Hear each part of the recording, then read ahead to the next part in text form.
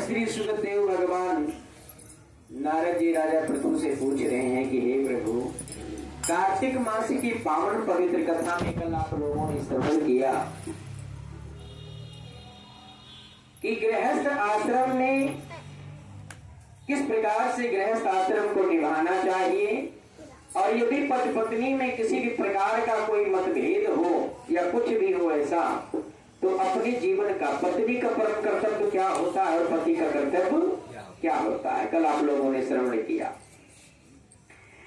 ये कथा सुन करके राजा पृथु कहने लगे कि हे नारद जी, आपने कार्तिक महात्म का तो बड़ा उत्तम फल बताया, अब कृपया करके मुझे तुलसी के दल का फल बताओ कि कार्तिक मास में किस प्रकार की तपस्या करने से, तुलसी सींचने से, तुलसी लगाने से, तुलसी की सेवा करने से या तुलसी जल लेने से कितना फल मिल सकता है। इस प्रकार का जब प्रश्न पूछा तो राजा पृथु, नारद जी राजा पृथु से कहने लगे कि मैं तुम्हें बड़ी सुंदर सी पुरातन कथा सुनाता हूँ। कहने लगे कि प्राचीन काल में एक शाहिद क्षेत्र में वर्णिकपूर्त धर्मदत्त नाम का एक ब्राह्मण, धर्मदत्त नाम का, जो भगवान की सदैव सेवा में लगे रहते थे, जो भगवान की पूजा पाठ किया करते थे, जब भी उनके पास समय हो तो भगवान के नाम का चिंतन किया करते थे। जब भी ऐसे ब्राह्मण देवता जो ज्ञानी भी थे और धर्मात्मा भी थे।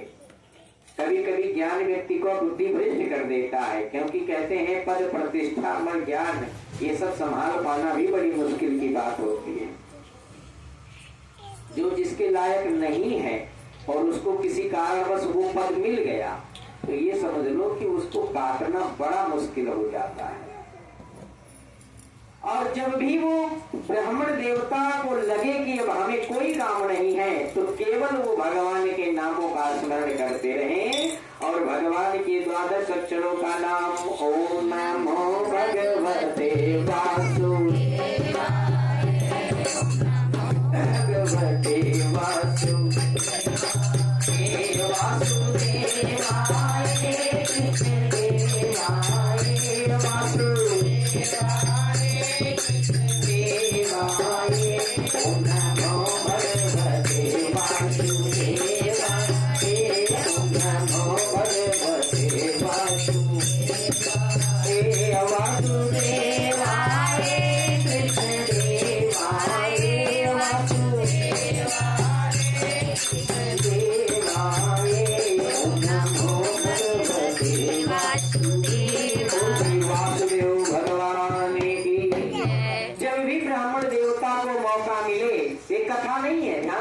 इस कथा से सीखना ये है कि ब्राह्मण देवता करते थे तो क्या हमें भी करना चाहिए।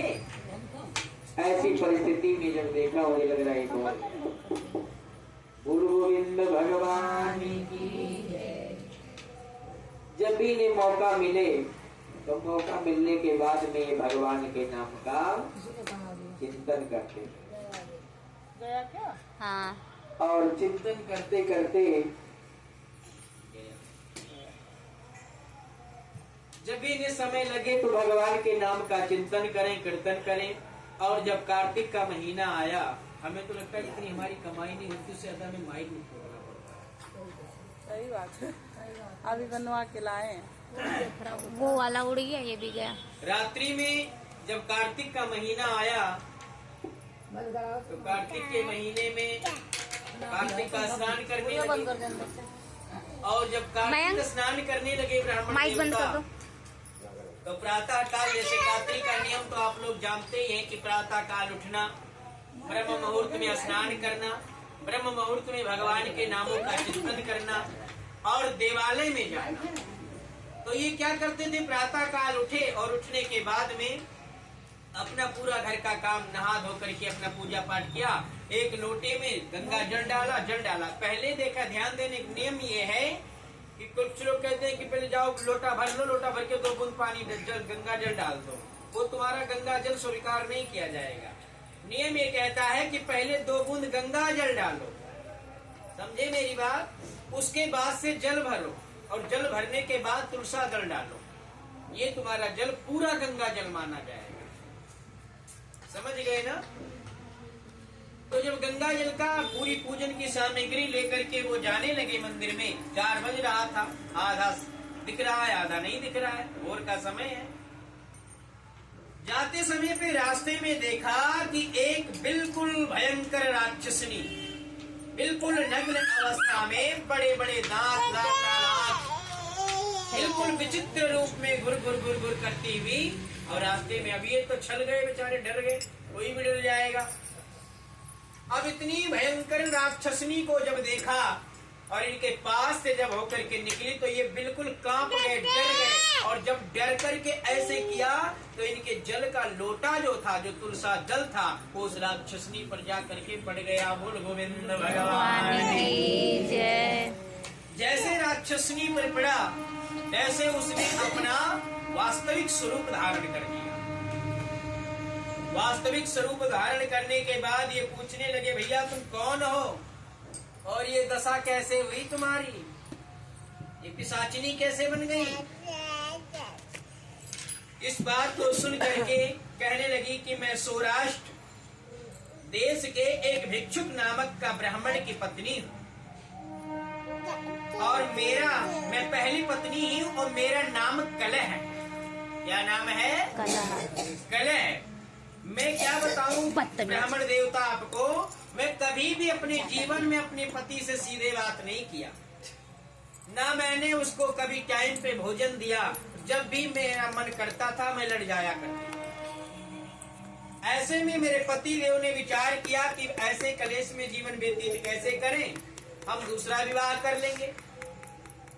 और जब मेरे पति ने विचार किया दूसरा विवाह करने के लिए, तो मैं उत्तेजना में आ गई, गुस्से में आ गई, और गुस्से में आकर के विषपान कर लिया।